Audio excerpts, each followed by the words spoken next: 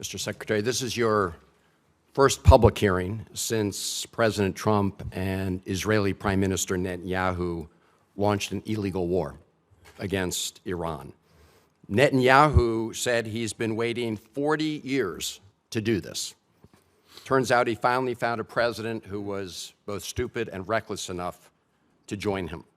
The war has killed 14 American service members, wounded hundreds more, and killed thousands of civilians.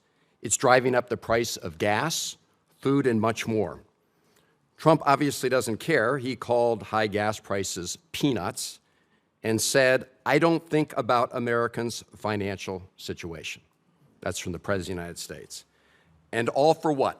The President told us 91 days ago that we had, quote, won the war in Iran. Last year, he told the country, Iran's key enrichment facilities have been completely and totally obliterated.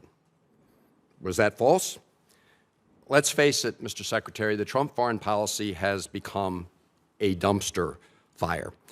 And in that regard, Mr. Secretary, I have a question for you regarding the designation of Cuba as a state sponsor of terrorism. On the very first week, at least, of this administration, the administration reinstated that.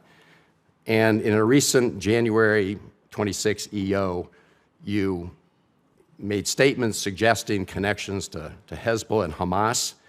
The previous administration did a thorough review with the intelligence community and concluded that there was no evidence that Cuba was engaged in ongoing state sponsor of terrorism. Did you find new evidence to support that conclusion?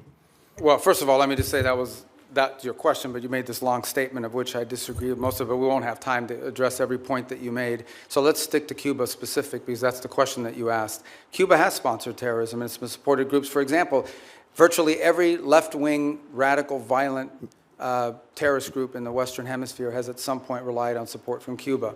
The ELN, the FARC dissidents, including them, have been involved there. We also know, for example, that Cuba continues to host a pretty substantial collection intelligence sites on behalf of the Chinese and the Russians. But you look at the region and you look at all of these leftist Marxist terrorist organizations, all of them, in many cases, got their seed money from the Cubans. Move on. I noticed you did not answer my question, because my question specifically related to whether there was new evidence to support that conclusion. I can just tell you— Why would I need new evidence?